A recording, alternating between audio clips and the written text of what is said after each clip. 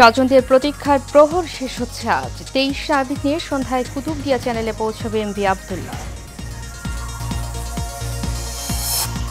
তৃতীয় ধাপে উপজেলা পরিষদ নির্বাচনের প্রতীক বরাদ্দ আজ। বিকেল থেকে প্রার্থীদের আনুষ্ঠানিক প্রচারণা। এবং কেন্দ্রীয় শহীদ মিনারে হায়দার আকবর খানের মরদেহ সর্বস্তরে শ্রদ্ধা। দুপুরে বনানী কবরস্থানে দাফন।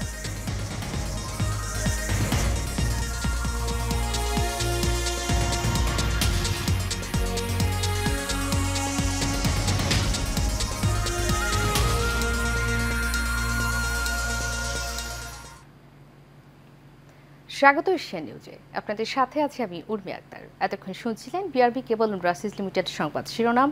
এবারে চলে যাচ্ছি পুরো খবরে। স্বজনদের প্রতীক্ষার প্রহর শেষ হচ্ছে। সোমালিয়া জলদস্যুদের হাতে জিম্মি দশা থেকে মুক্তির 1 মাস পর 23 নাবিক নিয়ে আজ কুতুবদিয়া চ্যানেলে পৌঁছবে এমভি আবদুল্লাহ জাহাজটি। শিপিং কর্তৃপক্ষ জানিয়েছে, এমভি আবদুল্লাহ যে গতিতে আসছে তাতে বিকাল বা সন্ধ্যায় কক্সবাজারের কুতুবদিয়ায় প্রবেশ করতে পারে। আগামীকাল একটি লাইটার জাহাজে করে KSRM লাইটার জেটি সদরঘাটে আনা হবে নাবিকদের। সেখানে তাদের বরণ করবেন স্বজনরা। এর আগে আরব আমিরাত থেকে পণ্য খালাস ও বোঝাই শেষে দেশের পথে রওনা দেয় এমভি আবদুল্লাহ। এর আগে গত 12 মার্চ ভারত মহাসাগরে সোমালিয়ান জলদস্যুদের কবলে পড়ে জাহাজটি।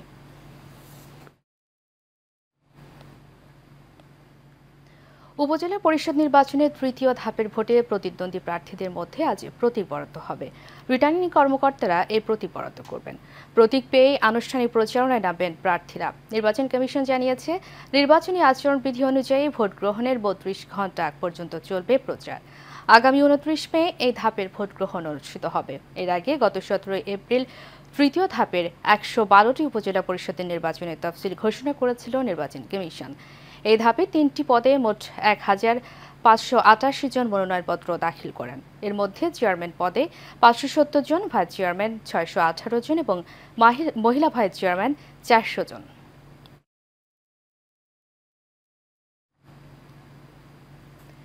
কেন্দ্রীয় শহীদ মিনারে বাংলাদেশ কমিউনিস্ট পার্টির উপদেষ্টা হায়দার আকবর খানের মরদেহ শ্রদ্ধা জানিয়েছে সর্বস্তরের মানুষ। এর আগে বীর মুক্তিযোদ্ধা হিসেবে তাকে রাষ্ট্রীয় সম্মাননা গার্ড অব অনার দেওয়া হয়। দুপুর 1টায় ঢাকা বিশ্ববিদ্যালয়ের কেন্দ্রীয় মসজিদে হায়দার আকবর খান রনর জানাজা অনুষ্ঠিত হবে। পরে তাকে বনানী কবরস্থানে দাফন করা হবে। এর আগে শুক্রবার রাত 2টা 5 মিনিটে রাজধানীর একটি হাসপাতালে শেষ নিঃশ্বাস ত্যাগ করেন হায়দার আকবর খান রনর।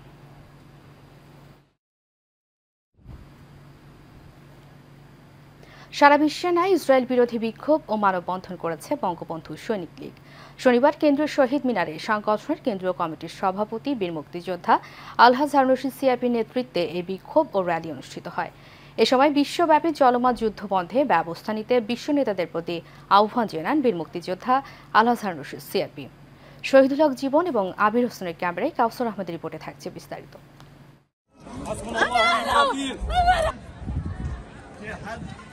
ফিলিস্তিনিদের উপরে ইসরায়েলি বর্বর বাহিনীর চালানো আগ্রাসনে পুরো বিশ্বে নিন্দার ঝড় উঠেছে। প্রত্যক্ষ পরোক্ষ মদদ রয়েছে এমন কয়েকটি দেশের জনগণও ইসরায়েল বিরোধী বিক্ষোভ করে আসছে। ফলে দু একটি দেশ ছাড়া সবাই এখন ফিলিস্তিনিদের চলমান অবস্থার অবসান চাইছেন। বিশ্বে অন্যান্য দেশের মতো বাংলাদেশও সরব বিষয়টি নিয়ে। বর্তমান সরকারের প্রধানমন্ত্রী আন্তর্জাতিক প্রায় সব অঙ্গনেই মুক্তিকামী ফিলিস্তিনিদের পক্ষে কথা বলে যাচ্ছেন নিয়মিতভাবে। এর ধারাবাহিকতায় বঙ্গবন্ধু সৈনিক লীগের সভাপতি বীর মুক্তিযোদ্ধা আলহাজ হারুন রশিদ সিআইপির নেতৃত্বে কেন্দ্রীয় শহীদ মিনারে ইসরায়েল বিরোধী বিক্ষোভের আয়োজন করা হয়। কমিটির সংগ্রামী সভাপতি বীর মুক্তিযোদ্ধা আলহাজ হারুন রশিদ সিআইপি আলহাজ হারুন রশিদ সিআইপির ডাকে সাড়া দিয়ে শুধু সংগঠনের নেতাকর্মীরাই নন, জড়ো হয়েছিলেন সাধারণ জনগণও। এ সময় তার বক্তব্যে তিনি বলেন, প্রধানমন্ত্রী শেখ হাসিনা যেমন ইসরায়েলের আগ্রাসনের ব্যাপারে পুরো বিশ্বকে আহ্বান জানিয়েছেন, তেমনি আরব সহ পুরো বিশ্বের মুসলমানদের সোচ্চার হওয়ার আহ্বান জানান তিনি।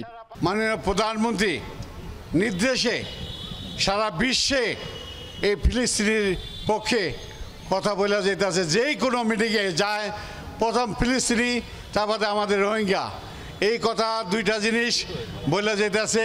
বিচার যদি মিডল ইস্টে যারা আছে, সৌদি আরব, আমিরাত যারা আছে, এরা যদি একটু চেষ্টা করে, সৌদি আরব এবং ইরান চেষ্টা করতেছে, ইরানের যথেষ্ট চেষ্টা করতেছে, তুর্কি চেষ্টা করতেছে, এবার মুসলিম কান্ট্রি যারা আছেন তাদের কাছে আমার আকুল আবেদন, আপনারা এক হইয়া স্বাধীনতা করে দেন। পাখির মতো গুলি করে হত্যা, নির্বিচারে নারী সহ একটি জাতিকে নিধন করা এই বর্বর জাতির বিরুদ্ধে সুযোগ থাকলে আরও একবার অস্ত্র ধরবেন বলে জানান বাংলাদেশের রণাঙ্গনের এই বীর মুক্তিযোদ্ধা। ইসরায়েলের বিরুদ্ধে ইসরায়েল যেন আল্লাহ তাআলা তাকে ধ্বংস করার জন্য আমরা দোয়া করি আল্লাহর কাছে। আল্লাহ তার যে এই শক্তি আল্লাহ দিছে, এই শক্তি একমাত্র আল্লাহ ছাড়া আর কেউ পারবে না, কারণ কেউ কথা সে রাখতেছে না। মাননীয় প্রধানমন্ত্রীর কাছে আকুল আবেদন, আপনি হুকুম করেন আমরা চলে যাই, ফিলিস্তিনের পক্ষে যুদ্ধ করব। আমরা মুসলমান এখন আমাদের আকুল আবেদন, সারা বিশ্বের মুসলমান এক হইয়া এই ইসরায়েলকে খতম করার ব্যবস্থা করুন, নাহলে ইসরায়েল আস্তে আস্তে ফিলিস্তিনকে শেষ করতেছে। এবং যেভাবে দেখলে চোখের পানি আসে, শিশু বাচ্চারা কিভাবে হত্যা করতেছে। এ সময় ইসরায়েলের চলমান এই যুদ্ধের নিন্দা জানান সৈনিক লীগের নেতাকর্মীরাও। অবিলম্বে এই আগ্রাসন বন্ধ না করলে পণ্য বয়কট সহ নানান কর্মসূচির কথা জানান তারা। আমরা ফিলিস্তিনের পক্ষে, আমরা আমাদের যতটুকু যোগ্যতা আছে সমস্ত যোগ্যতা দিয়ে ফিলিস্তিনিকে আমরা সাহায্য করতে চাই। আপনার হুকুম পেলে আমরা সারা বাংলাদেশের সমস্ত সৈনিক লীগের সৈনিকরা আমরা ফিলিস্তিনের পক্ষে যুদ্ধ করতেও প্রস্তুত। আমাদের নেত্রীও যদি হুকুম করে আমরাও হাজার হাজার লক্ষ বাঙালি যুব আমরা যাব ফিলিস্তিনে যুদ্ধ করতে, ইসরায়েলের বিরুদ্ধে যুদ্ধ করতে, ফিলিস্তিনকে স্বাধীন করতে আমরা নেত্রীর অপেক্ষা আছি। ওদের টার্গেট হলো শিশু, শিশুদেরকে যেভাবে নির্মমভাবে হত্যা করতেছে, আহত করতেছে, মা বোনদের হত্যা করতেছে। মহান আল্লাহ রাব্বুল আলামিনের কাছে প্রার্থনা, আল্লাহ তুমি ওদেরকে হেদায়েত দাও, নতুবা ওদেরকে ধ্বংস করে দাও। বঙ্গবন্ধু সৈনিক লীগ একটি যে পদক্ষেপ নিয়েছে, আজকের এই প্রতিবাদ করেছে, এটা অত্যন্ত ন্যায়সঙ্গত। এই প্রতিবাদে আমাদের নেতা হচ্ছেন, মধ্যমণি হচ্ছেন সিআইপি হারুন রশিদ, তার নির্দেশে আজকে আমরা এখানে সমবেত হয়েছি। জানান সব দেশ, জাতি এবং ধর্মের মানুষের এখন একটাই দাবি, অবিলম্বে বন্ধ হোক চলমান এই আগ্রাসন। পরে বঙ্গবন্ধু সৈনিক লীগের কেন্দ্রীয় সভাপতি আলহাজ হারুন রশিদ সিআইপির নেতৃত্বে কেন্দ্রীয় শহীদ মিনার থেকে একটি র্যালিও বের হয়। কাউসার আহমেদ, এশিয়ান টেলিভিশন, ঢাকা। ঢাকার ধামরাই উপজেলা পরিষদ নির্বাচনে প্রচারণায় ব্যস্ত প্রার্থীরা। কিছুক্ষণ আগে প্রচারণার সর্বশেষ খবর জানিয়েছেন সহকর্মী মোস্তাফিজুর রহমান বকুল। জমে উঠেছে ধামরাই উপজেলা পরিষদের নির্বাচনের মাঠ। সকাল থেকে সন্ধ্যা পর্যন্ত প্রার্থীরা ঘুরছে ভোটারদের ধারে ধারে। এখানে উপস্থিত আছেন ধামরাই উপজেলার চেয়ারম্যান পদপ্রার্থী জনাব মুয়াদ্দেস সাহেব। আমি চলে যাচ্ছি ওনার কাছে। আপনি নির্বাচনে জয়লাভ করলে কি কি উন্নয়ন করলেন? আসসালামু আলাইকুম। আমি জাতির জন্য বঙ্গবন্ধু মুজিবের আদর্শকে প্রতিষ্ঠিত করার জন্য, জননেত্রী শেখ হাসিনার হাতকে শক্তিশালী করার জন্য ধামরাইতে রাজনীতি করি। যদি আমাকে জনগণ আমাকে রাখালে দায়িত্ব দেয় ধামরাইতে, যদি আমাদের ভোটের মাধ্যমে সভাপতিকে ভোটে আমাকে রাখালে দায়িত্ব দেয়, আমি সর্বোচ্চ ধামরাই উপজেলায়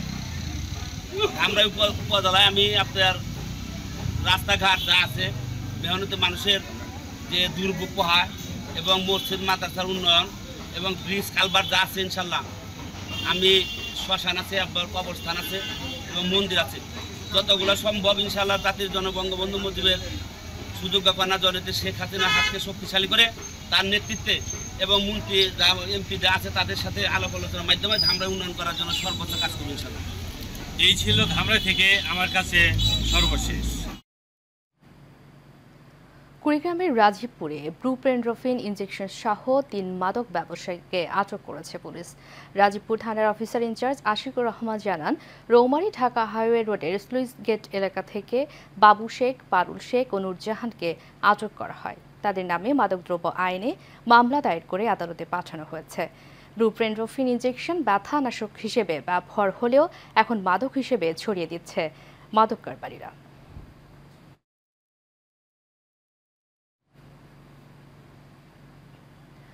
বরগুনার আমতলীতে গুলিশাখালী ইউনিয়নের গুচ্ছ গ্রামের ইন্দ্রমণি জীবনের তাগিদে কখনো করেন ঝিয়ের কাজ, কখনো বা দিনমজুরের কাজ, কিন্তু বয়সের চাপে এখন কাজে যেতে পারেন না ইন্দ্রমণি। আয়ের উৎস ছেলের বউয়ের চায়ের টং দোকান। জীবনের শেষ সময়ে এসে সরকারি সহযোগিতার পাশাপাশি মাথা গোঁজার ঠাঁই পাওয়ার আশা অসহায় এই পরিবারের। বরগুনা থেকে সজীব আহমেদের প্রতিবেদনে বিস্তারিত জানাচ্ছেন আরফ ইসলাম হিমু। 3 বেলা ঠিকমতো খেতে পান না, নেই থাকার জায়গাও। ছোট ঝুপড়ির মতো একটি ঘর তার। সামান্য বৃষ্টি হলেই ঘরের ছাউনি থেকে পানি পড়ে। বলছি বরগুনার আমতলীতে গুলিশাখালী ইউনিয়নের গুচ্ছ গ্রামের ইন্দ্রমণির কথা।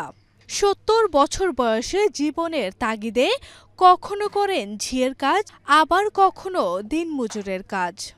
স্বামী সন্তানহারা ছেলের বউ ও নাতি নাতনিদের নিয়ে কোনো মতে বেঁচে আছেন। উপার্জনক্ষম পুরুষ না থাকায় লেখাপড়াও হয়নি বাচ্চাদের। 10 বছর হয় কষ্ট ক্লাস করি, আমার ছেলে মারা গেছে, 4 নাতি থুইয়ে খুব দুঃখ কষ্ট করতে আছি। চেয়ারম্যান মেম্বারের কাছে বলছি বহুত দেন, কইছে দেহি যদি আয় তাই দিমু, এই বলছে কিন্তু দেয় নাই। আমি খুব কষ্ট করি। আমার যে সহযোগিতা করবে এমন কেউ আমার নাই। আমি যে আমার গুরুগারে যে পড়ালেখা করাবো এরকম আমার কোনো তফিল নেই। আমি ঘর উঠবো কি থেকে? আমি একটা ঘর চাইছি সরকারের কাছে, যদি আমার কাছে একটু ই করে চায় তাই আমি বাচ্চাগুলো নিয়ে একটু আশ্রয় নিতে পারি। একটি ঘরের জন্য বারবার ইউপি সদস্য ও চেয়ারম্যানের দাঁড়ে দাঁড়ে ঘুরেছেন এই বৃদ্ধ নারী, তবুও কিছুই মেলেনি। হতালিকার ঘর কাজ শুরু হয়নি। খতালিকা অবশ্যই ইন্দ্রাণী থেকে শুরু করে এখানে আরও যারা খতালিকায় যারা ঘর পাওয়ার যোগ্য ইনশাল্লাহ সবাই ধারাবাহিকভাবে সে খতালি ঘর পাবে। সরকারি ও বিত্তবানদের সাহায্য পেলে অনেকটাই সহজ হয়ে যাবে ইন্দ্রমণির জীবন, এমনটাই প্রত্যাশা তার পরিবার ও স্থানীয়দের। আরফ ইসলাম হিমু, এশিয়ান টেলিভিশন। ভারতের লোকসভা নির্বাচনের ৪র্থ দফার ভোট গ্রহণ চলছে। স্থানীয় সময় সকাল ৭টায় ভোট গ্রহণ শুরু হয়, চলবে সন্ধ্যা ৬টা পর্যন্ত। এ দফায় দেশটির ১০ রাজ্যে ৯৬টি আসনে ভোট গ্রহণ হচ্ছে। এর মধ্যে অন্ধ্রপ্রদেশের ২৫, তেলেঙ্গানায় ১৭, উত্তরপ্রদেশের ১৩, মহারাষ্ট্রের ১১ এবং মধ্যপ্রদেশ ও পশ্চিমবঙ্গের ৮টি আসনে ভোট হচ্ছে। এছাড়া বিহারের ৫টি, ওড়িশা ও ঝাড়খণ্ডে ৪টি করে এবং জম্মু ও কাশ্মীরে ১টি করে ভোট হচ্ছে। এই ধাপে তারকা প্রার্থীদের মধ্যে রয়েছেন সাবেক ক্রিকেটার ইউসুফ পাঠান, কীর্তি আজাদ, শত্রুঘ্ন সিনহা, মহু মিত্র, অমৃত রায়, অভিনেত্রী শতাব্দী রায় ও বিজেপি নেতা দিলীপ ঘোষ।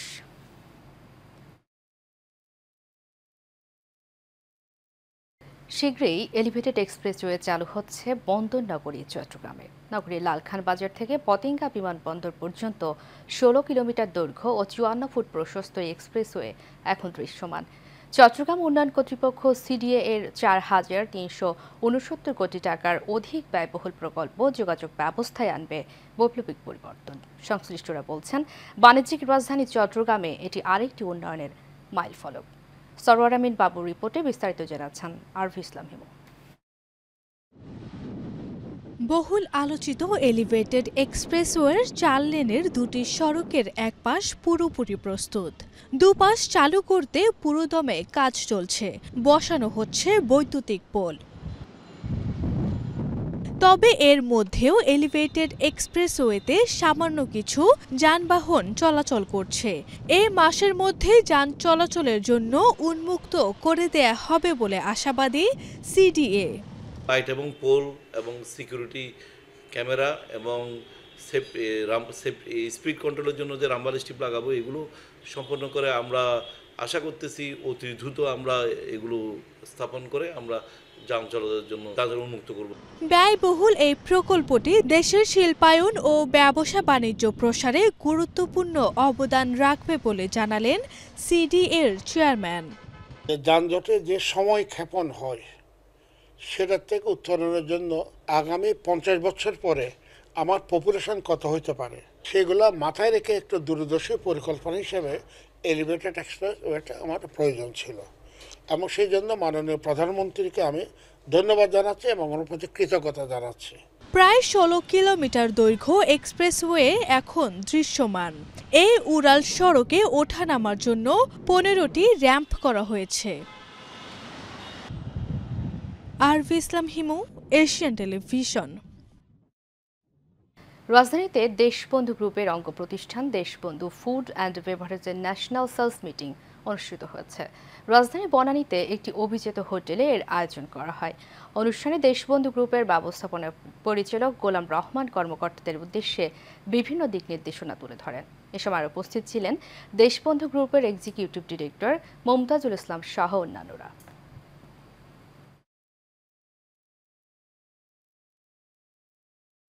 শেষ করব এশিয়ান নিউজ। তার আগে বিআরবি কেবল ইমরাসিজ লিমিটেড সংবাদ শিরোনাম বলে জানাবো আরও একবার।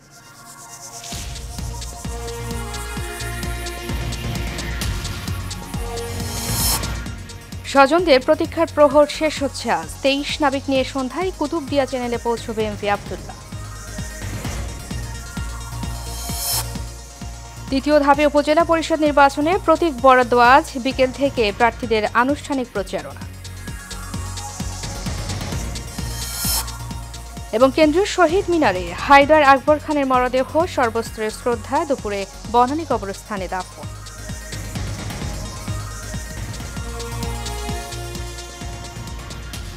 এশিয়ান নিউজ এ পর্যন্তই। পরবর্তী সংবাদ দেখার আমন্ত্রণ জানিয়ে শেষ করছি। ধন্যবাদ সবাইকে এত সময় সাথে থাকার জন্য।